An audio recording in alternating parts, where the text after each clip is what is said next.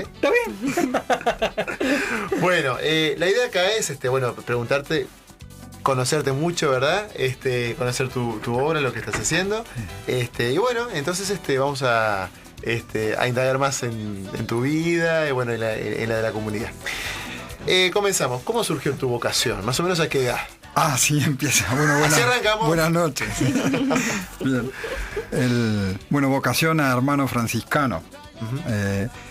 Yo primero decir que hace 7 años y medio más o menos que estoy viviendo acá en Uruguay y realmente feliz de esta experiencia. Nací en Argentina y mi contacto con la orden fue también allí. Y bien, la figura de San Francisco creo que enamora a quien lo conoce. Y eso tiene mucho que ver.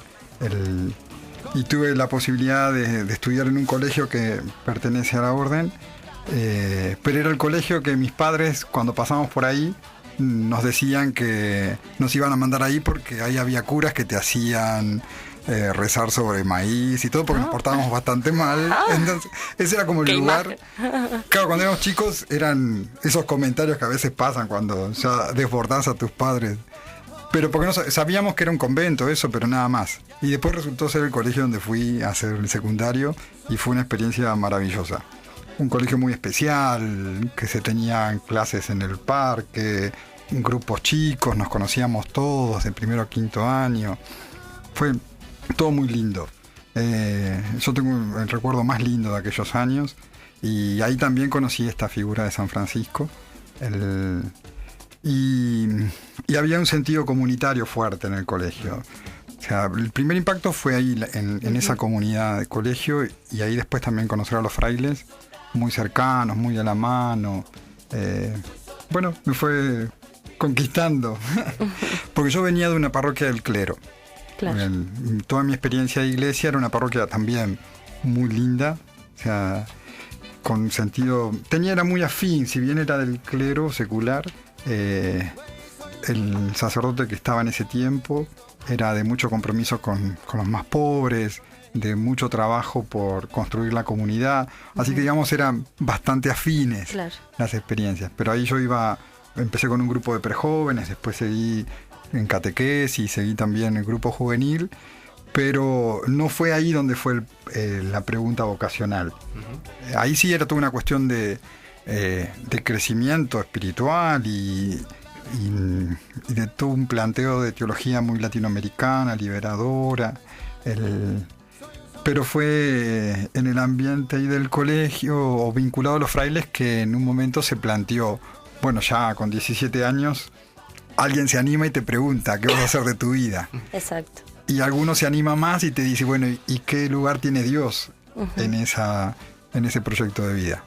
Y hay alguien que se llama Lucy, que era una misionera vinculada también al carisma franciscano, andaba por allí y fue la que me acompañó en el proceso vocacional, la que se animó a hacerme esas preguntas. Y después lo que suele pasar, ¿no? Hay como un itinerario para hacer.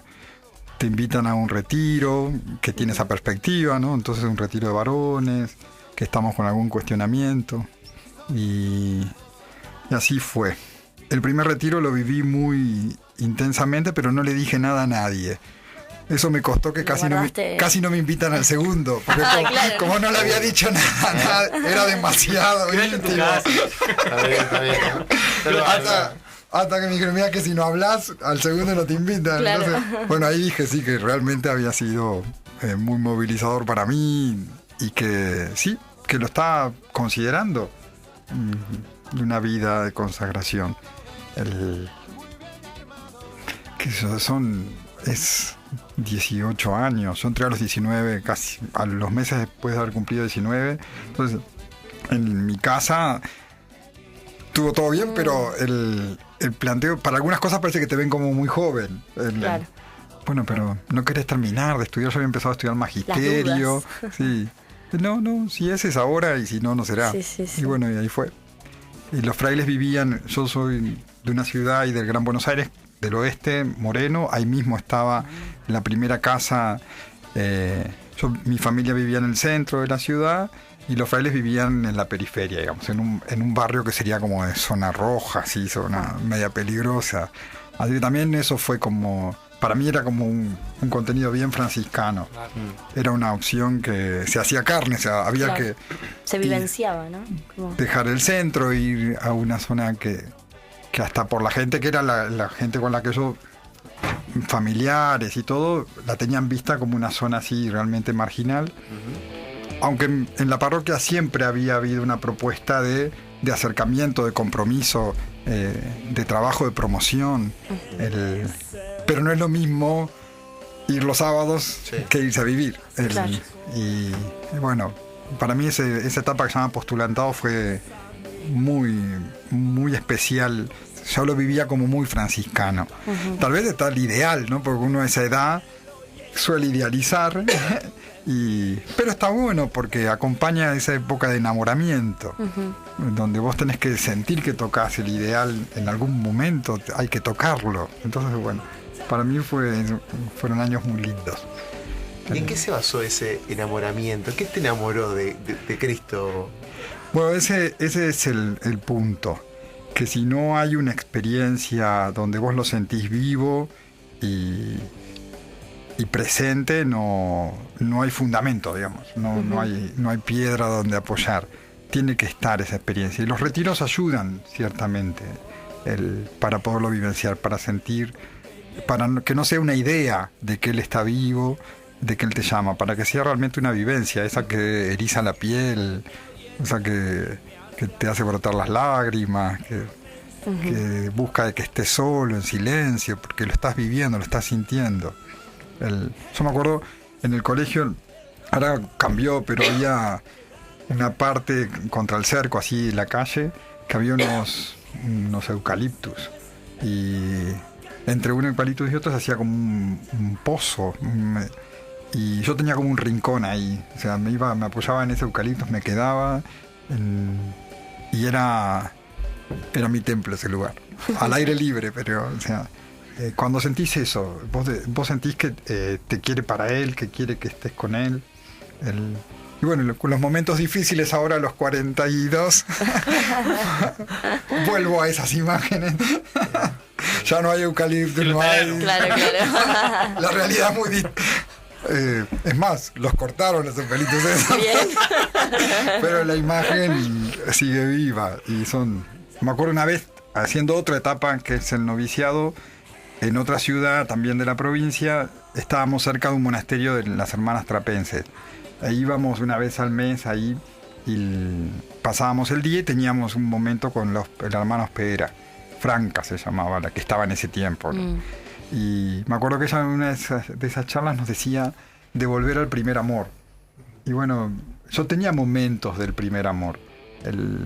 Me era fácil volver a ese primer amor. Me acuerdo también, sabés que yo decía que lo había vivido muy fuerte y no se lo había comunicado a nadie. El día que alguien me avivó, que fue un sacerdote muy querido, también del clero, Martín. Yo había sentido por la radio que invitaban a una vigilia de oración en la Federación del Box. Para mí, jamás vi boxeo en mi vida, no tenía ningún vínculo. Pero yo dije, ¿dónde está eso? Yo sentía que tenía que ir a ese lugar. Pero así fue de pasada que escuché. Bueno, averigüé y supe dónde estaba y me fui. Y era previo al 8 de diciembre. Entonces era una vigilia de oración mariana. Yo no conocía absolutamente a nadie, había ido solo, pero así en las gradas diviso a un cura que estaba ahí disponible para confesar o para charlar, y era de Moreno también, Martín. Entonces me le acerqué y ahí empecé a hablar todo lo que no había hablado en ese retiro, y él fue el que me dijo, a mí me encanta que me digas que te sentís llamado y todo, dice, pero tenés que decírselo a un fraile. Claro. Yo soy cura del clero. Equivocate puerta. Bueno, ese también fue un momento como de mi primer amor, cuando sentí esa fuerza y ese deseo de decirlo, de comunicarlo, pero él me orientó muy bien, me dijo, mira, está todo bárbaro, a mí me alegra, pero no soy el indicado. Por eso, bueno, aquel lugar del eucaliptus, aquella noche de la vigilia de oración, son momentos donde me sentí profundamente amado. Imágenes imborrables, ¿no? son imborrables, sí. ¿Existe un antes y un después de conocer a Cristo? Y depende también la experiencia de cada uno, de cada una de las personas. Pero, bueno, Cristo marca la historia, ¿no? También está el antes y el después de Cristo.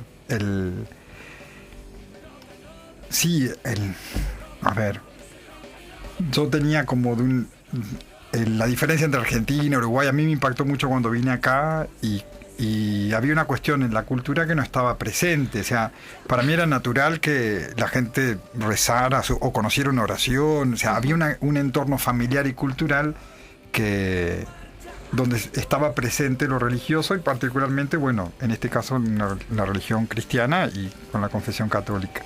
Entonces, eso hace como... pone ahí como algo previo, que la gente lo tiene, o sea, sabe, lo bautizan y todo, pero no es que esté la vivencia. Hay una cuestión fuertemente cultural.